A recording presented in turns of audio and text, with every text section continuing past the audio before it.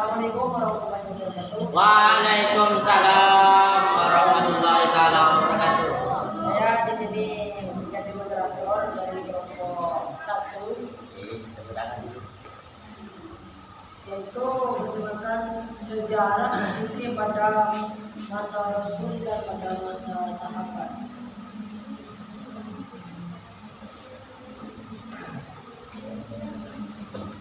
Pembahasan pertama itu fikih masa Rasulullah SAW, kedua fikih masa sahabat, yaitu masa sahabat Abu Bakar, masa sahabat Umar bin Khattab, masa sahabat Utsman bin Affan, dan masa sahabat Ali bin Abi Thalib.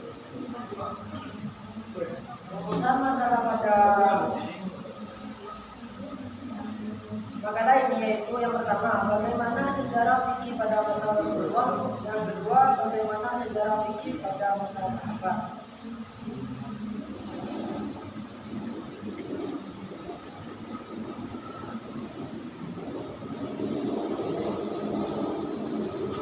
Materi pertama yang dari depan saya,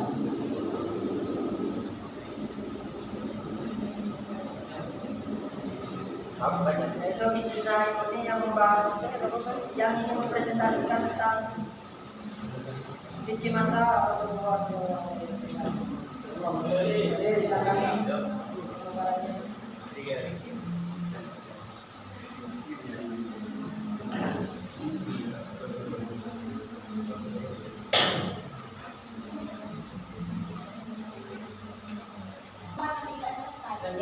Pembahasan yang kedua itu tentang fikih pada masa sahabat.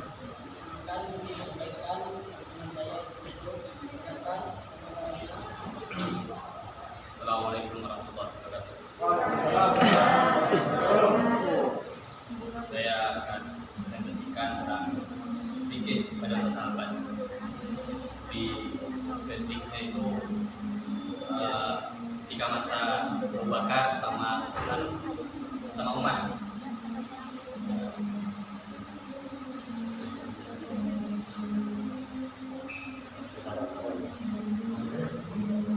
Pada masa Abu Bakar Siddiq, seluruh kegiatan keagamaan berada di tangan beliau, karena beliau gantinya Nabi Muhammad. Zaman beliau itu banyak masalah yang muncul, seperti memerangi orang munafik, orang yang tidak mau membayar zakat, dan lain-lain. Ciri khas fikih pada masa beliau itu ada dua. Pertama, penggunaan qiyas secara luas dalam berbagai kasus hukum yang tidak terdapat nas dan hadis tentang hukum terkait. Yang kedua, ijma dimanfaatkan sebagai dasar penetapan hukum.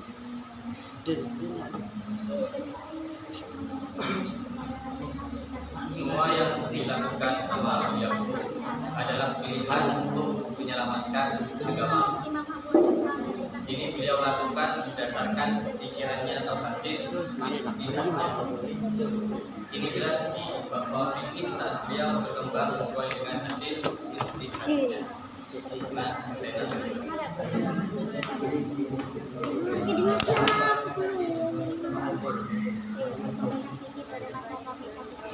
langsung yang kedua, pada masa Umar bin Khattab,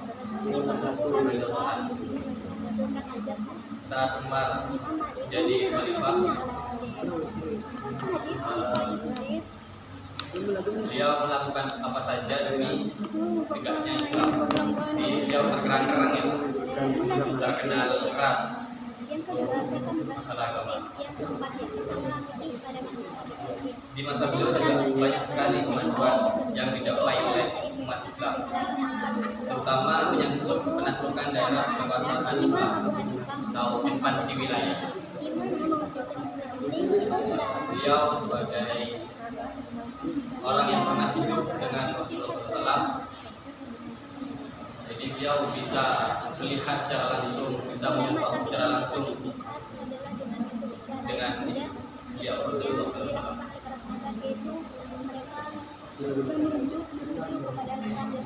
Umar ini juga termasuk orang yang sering beristihad dalam bidang hukum fikih, sehingga saat pemerintahannya banyak yang dilakukannya melalui istihad. Istihad yang sering dilakukan sama Umar ini memberikan gambaran bahwa istihad merupakan sumber hukum setelah Al-Quran dan hadis. Sikap kerasnya yang diterima dari ayatnya saat menggalak. Adapun kasus-kasus yang telah Umar lakukan, diantaranya kasus mualaf, kasus potong tangan, pidana pencurian, kasus rampasan perang,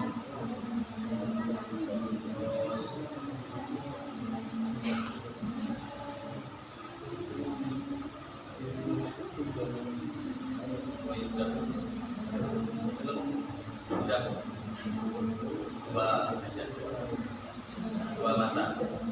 Selanjutnya kira orang yang bahas. Dan penjelasan selanjutnya yang saya menanya ini pada masa sahabat Utsman bin Affan. Saat sahabat Utsman yang akan menjadi khalifah, yaitu khalifah ketiga. Beliau menetapkan wilayahnya ke wilayah yang lain sehingga hukum-hukum yang jalannya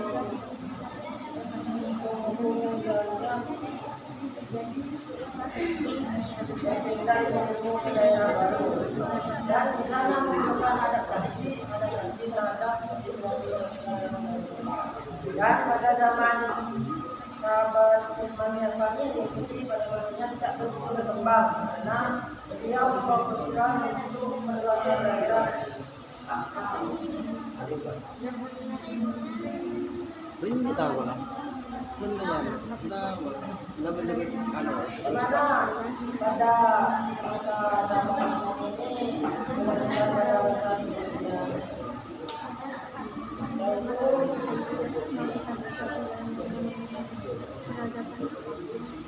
mereka pegang pada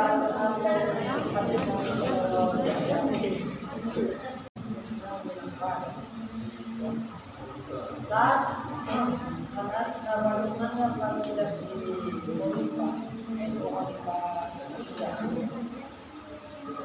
Beliau menetapkan wilayahnya ke wilayah yang lain sehingga hukum-hukum yang jalannya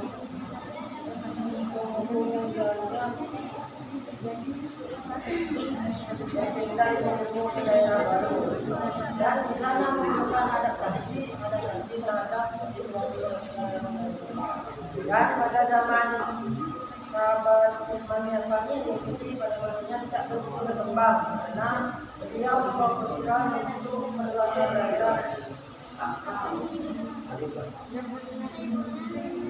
Hindi tahu lah.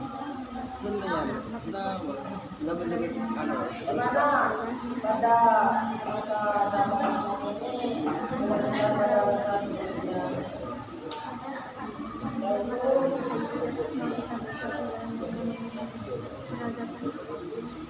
mereka pegang pada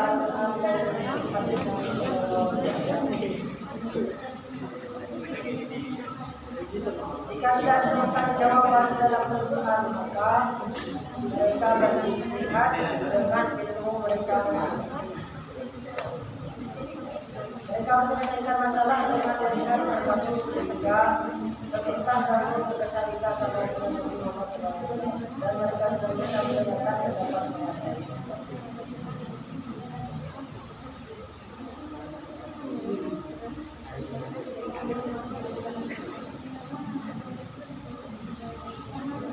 Dan bersahabat itu meriwayatkan hadis itu Abu Bakar sebanyak 100 hadis, Umar sebanyak 530 hadis, Utsman sebanyak 100 hadis, dan Ali sebanyak 580 hadis. Jumlahnya adalah 1411 hadis. Di mana hadis ini diperoleh oleh dari Nabi Muhammad SAW.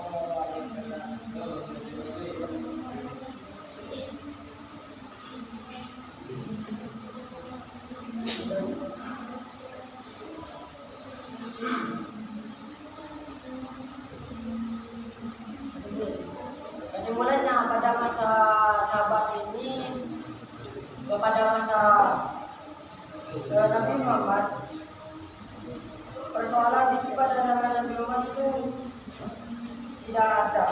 Kenapa? Karena sumbernya itu langsung dari Nabi Muhammad.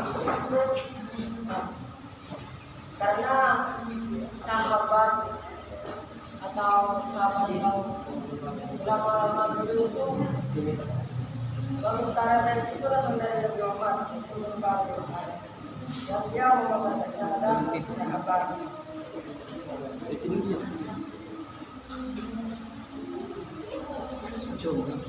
Dan kesimpulan pada masa sahabat itu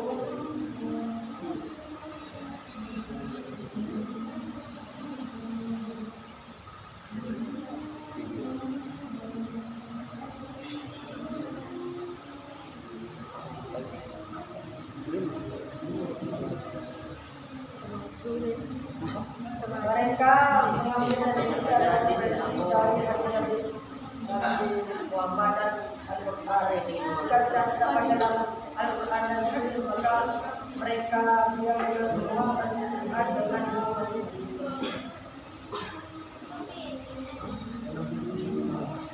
Dan mereka beliau semua menjelaskan masalah dengan melihat berkasus dalam berkasus apapun